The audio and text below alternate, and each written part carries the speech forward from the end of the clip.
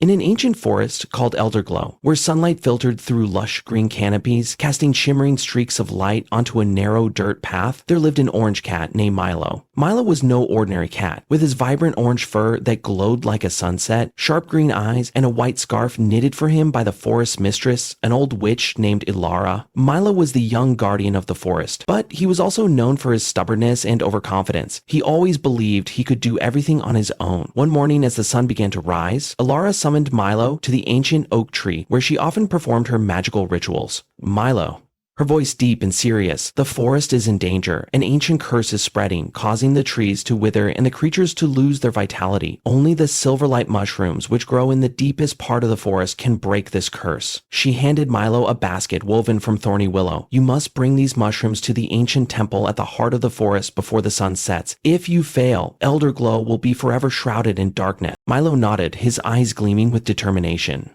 I'll do it, Mistress Elara. I don't need anyone's help. He slung the basket onto his back, feeling its light weight, and set off on his journey. Little did Milo know that in the vast expanse of this forest, he wouldn't be able to go it alone. The narrow dirt path led Milo through towering trees, where the cheerful chirping of birds mingled with the rustling of leaves. He moved swiftly, the basket swaying slightly on his back, and the silverlight mushrooms he'd gathered emitted a faint glow, like tiny stars. But as Milo passed a patch of purple bellflowers, he heard a faint sound, a weak whimper. Stopping, Milo tilted his head to listen. The sound came from a nearby bush. Driven by curiosity, he approached and discovered a tiny white rabbit, its fur soft as snow, ears drooping, and black eyes glistening with fear. The rabbit was caught in a human-made snare. Who are you? Milo asked, his tone somewhat arrogant. I'm very busy and don't have time to help. The rabbit trembled, its voice barely a whisper. I'm Luna. Please, help me. I don't want to be caught. Luna's pleading eyes tugged at Milo, and though he didn't want to waste time, he couldn't abandon such a helpless creature. Using his sharp claws, he cut the rope, freeing Luna. Thank you, Luna said, her voice still shaky. Where are you going? Can I come with you? I don't want to stay here alone. Milo frowned. I'm Milo, the forest guardian. I'm on an important mission. You're so small, you'd only get in my way. But seeing the fear in Luna's eyes, Milo sighed. Fine, but don't slow me down. And so, the two small creatures, a confident orange cat and a timid white rabbit, began their journey together, unaware that fate had bound them to face great challenges. The path grew increasingly treacherous for Milo and Luna. Thick canopies blocked out the light, and the air turned cold. Milo led the way, ears perked to catch any sound, while Luna followed cautiously, her eyes darting around in worry. Suddenly, a roar echoed from the distance. A giant owl with wings as wide as the night and blazing red eyes swooped down from above, aiming for the basket on Milo's back. The silver-like mushrooms, the owl screeched. I need them to survive. Milo dodged the owl's talons with a swift leap. Luna, hide! He shouted, but Luna froze, trembling. The owl wheeled back, its sharp claws glinting in the dim light. Without hesitation, Milo lunged at the owl, clawing and biting. But the owl was too large, and Milo was quickly thrown to the ground. In that moment, Luna, though terrified and tempted to flee, felt a strange power surge within her. Her eyes glowed, and a burst of white light radiated from her tiny body. The light startled the owl, which let out a piercing cry before fleeing into the darkness. Milo, still dazed, stared at Luna in astonishment. What did you just do? He asked. Luna lowered her head, her voice soft. I don't know. I just thought I had to protect you, and then it happened. Milo fell silent for a moment, then nodded. Looks like you're not as useless as I thought, he said, his arrogance softening. For the first time, Milo looked at Luna with a new light, respect. Their journey continued, but the trials didn't end. Milo and Luna had to cross an old wooden bridge spanning a raging river. The bridge was rotting, and as Milo stepped onto it, the planks began to splinter. Careful, Luna! Milo yelled, but it was too late. A large piece of wood broke off, dragging the basket from Milo's back. The basket tumbled into the river, swept away by the current. No! Milo cried, his eyes filled with despair. The silverlight mushrooms were the forest's only hope. Without thinking, he prepared to leap into the river, but Luna was faster. With a courageous jump, she plunged into the icy water, her tiny legs kicking furiously to reach the basket. Luna, come back! You'll die! Milo shouted, his heart tightening, but Luna didn't stop. With all her strength, she grabbed the basket and pushed it to shore before the current could claim her. Milo lapped down, pulling Luna to safety, both of them soaked and shivering. Are you crazy? Milo scolded, though his voice trembled with worry. Why did you do that? You could have died. Luna, panting, gave a weak smile. Because you said it's the forest's hope, I didn't want you to fail. Her words struck Milo silent. He realized that, despite her small size and timidity, Luna had a courage greater than anyone he'd ever met. After many struggles, Milo and Luna finally reached the ancient temple. The sun was nearly set, its red glow illuminating the moss-covered stone walls. Milo placed the basket of silverlight mushrooms on the altar, and instantly, a brilliant light spread through the forest. The curse was broken, the trees revived, and the forest creatures cheered in joy. Milo and Luna stood together, watching the forest come back to life. "Thank you, Luna," Milo said sincerely. "I couldn't have done this without you." Luna smiled, her eyes sparkling. "Thank you for giving me a chance to prove I can be brave too." After Luna risked her life to save the basket from the raging river, Milo and Luna continued their journey. Both drenched, their fur matted with water, their eyes shone with newfound determination. Having faced that perilous moment, Milo no longer saw Luna as a burden. He began to feel a strange bond with the little rabbit, a feeling he never had with anyone in Elderglow. The path ahead narrowed, flanked by towering ancient trees, their trunks covered in green moss and tangled vines. The sunlight was now just faint rays piercing the thick canopy, casting hazy streaks on the ground. The air grew colder, and an unease settled over them. "Milo, do you hear that?" Luna whispered, her ears drooping, her black eyes wide with worry. She stopped, glancing around, sensing something amiss. Milo tilted his head, ears perked. He heard an odd sound, like the whispering wind, but carrying an eerie, enchanting melody. "Be careful, Luna," Milo said, his voice low.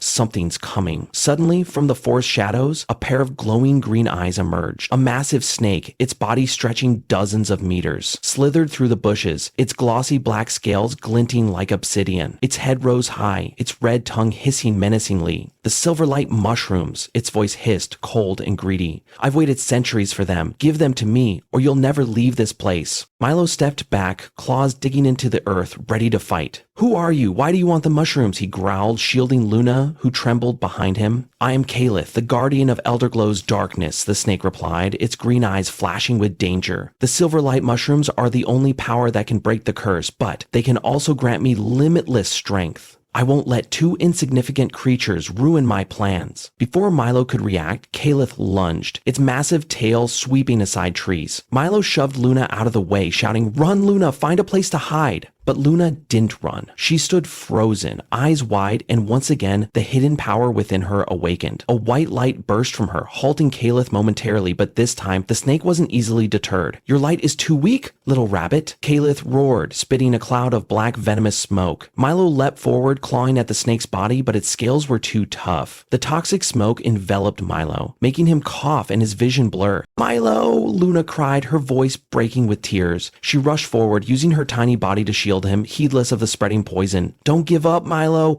We have to save the forest." Her words were like a cool breeze, dispelling Milo's despair. With a roar, he summoned his remaining strength and leapt, sinking his teeth into Ktet's eye. The snake screeched in pain, recoiling, but it didn't relent. "You'll die here," Ktten hissed, lunging to swallow them whole. At that moment, Luna screamed, and the white light from her body erupted stronger than ever. Like a sacred flame, it burned away the toxic smoke and struck terror into Ktten. The giant snake wailed, retreating into the darkness, leaving Milo and Luna exhausted. After the battle with Ktten, Milo and Luna rested by a large tree, both panting heavily. The basket of silverlight mushrooms remained safe, but Milo couldn't hide the worry in his eyes. "Luna, why didn't you run when I told you to?" he asked, his tone a mix of anger and concern. "You could have died." Luna lowered her head, ears drooping. I couldn't leave you," she murmured. "You're the only one who believed in me, even just a little. I didn't want you to fight alone." Milo fell silent, his heart tightening. He recalled the arrogant words he'd said when they first met, that she was a burden, that he didn't need help. Yet Luna had saved him, not once but twice. "I'm sorry, Luna," Milo said, his voice softening. "I was wrong to think I could do this alone. Thank you for staying." Luna looked up, her eyes shining. "We're friends, right?" she asked, her voice full of hope. Milo smiled, his first warm smile. "Yes, we're friends." But their tender moment was short-lived. A distant roar echoed, and the ground trembled. Ktten had returned, and this time, it wasn't alone. A pack of shadow wolves with pitch-black fur and glowing red eyes emerged from all sides, surrounding Milo and Luna. Did you think you could escape me? Calith bellowed, its voice dripping with hatred. I'll take those mushrooms even if I have to kill you both. Milo stood, claws gripping the earth, ready to fight. Luna, this time we fight together, he said with resolve. Luna nodded, her eyes no longer fearful but burning with determination. The shadow wolves charged, their fangs gleaming in the forest dim light. Milo and Luna stood side by side, facing the danger. Milo used his speed and agility to dodge the wolves' lunges, striking back with his sharp claws. But the wolves were too many, and Milo was soon cornered. Luna, though small, didn't stand idle. She focused all her strength, and once again a white light radiated from her. It not only panicked the wolves, but also empowered Milo. Milo, we can do this! Luna shouted, her voice resounding through the forest. Milo roared, leaping at the largest wolf and sinking his teeth into its neck. The wolf howled in pain, and the pack began to retreat, but Calith wouldn't give up. The giant snake lunged, its tail smashing trees aside. Milo and Luna dodged, but a large piece of wood fell, pinning Luna's leg. Luna, Milo cried, rushing to her side. Luna gritted her teeth, enduring the pain. I'm fine, she said, her voice trembling.